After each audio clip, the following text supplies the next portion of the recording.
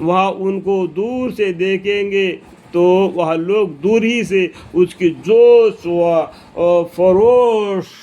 سنیں گے، یعنی دور سے ہی کافر لوگ جہنم کو دیکھیں گے تو اس کی آواز سنیں گے، اس کی گرمی تک ان کو محسوس ہو جائے گا۔ اور پھر جب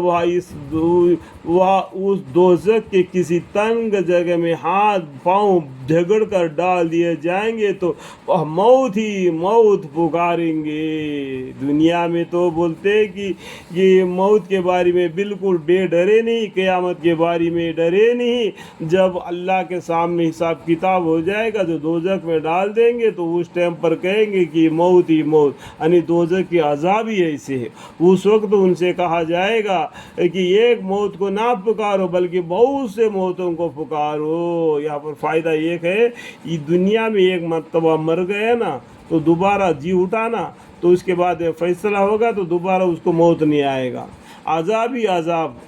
عذاب آئے گا۔ اللہم اغفر لی۔ آپ ان کو یہ مصیبت سنا کر کہیے کہ یہ بتلاؤ کہ کیا یہ مصیبت کی حالت اچھی ہے یا ہمیشہ رہنے کی جنت اچھی ہے جس کا خدا سے ڈرنے والوں سے وعدہ کیا گیا ہے۔ الحمدللہ کہ وہ ان کے لیے ان کے طاعات کے سل ہے اور ان کا آخری ٹھکانہ، اور ان کو وہاں سب چیزیں ملیں گی جو کچھ وہاں چاہیں گے اور وہ اس میں ہمیشہ رہیں گے۔ اے پیغمبر صلی اللہ علیہ وسلم، یہ ایک وعدہ ہے جو آپ کے رب کے ذمہ ہے اور قابل درخواست ہے۔ دیکھو یہاں پر پیغمبر صلی اللہ علیہ وسلم کا نام لے کے بولتے ہیں اللہ تعالیٰ، اے پیغمبر صلی اللہ علیہ وسلم ایک وعدہ ہے اللہ کا طرف سے جو آپ کے رب کے ذمہ ہے اور قابل درخواست ہے، اور جس روز اللہ تعالیٰ ان کافر لوگوں کو اور جن کو لوگ خدا کے سوا پوجتے تھے ان سب کو جمع کریں گے، پھر ان معبودین سے فرما دیں گے کہ کیا تو نے میرے ان بندوں کو گمراہ کیا تھا، یہ خود ہی راہ حق سے گمراہ ہو گئے تھے۔ تو وہ بندوں سے جن کو یہ لوگ عبادت کر رہے ہیں نا ان کو بھی جلا کے اللہ کے سامنے آ کے کھڑا ہو جائیں گے تو ان سے کہا جائے گا کہ فرما دے گے کہ کیا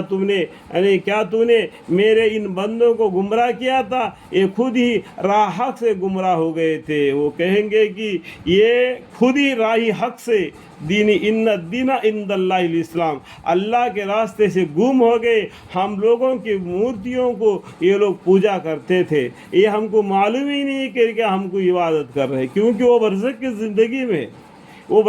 زندگی میں ہے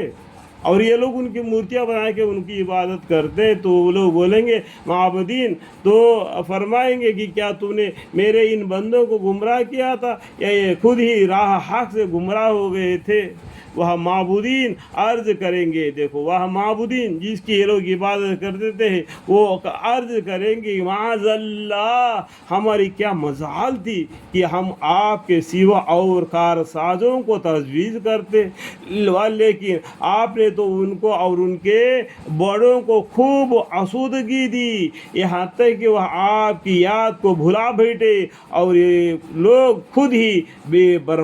برباد ہوئے۔ اللہ تعالیٰ نے ان کو مال و متاع دے دیا، اس کا مطلب یہ نہیں کہ اللہ کے راستے سے گمراہ ہو جائے، اور مال ہونے کے باوجود بھی اللہ کے سامنے جھکے رہنا اور مال نہ ہونے کے باوجود بھی اللہ کے سامنے جھکے رہنا۔ تھوڑا سا مال تم کو دے دیا اتنے میں اترا گئے اور اللہ کے سوا دوسروں کو عبادت کرنے لگے۔ اللہم اغفر لی۔ اللہ کے پاس تو بہت سی غنیمت کی مال ہے، چندے تھوڑا سا مال تم کو دے کے دنیا میں بھیج دیا تاکہ اس میں تم کو آزمائے، اور یہ تھوڑی سی مال پر اتنا کالر اٹھاتے ہو اور اللہ کے ساتھ میں دوسرے کو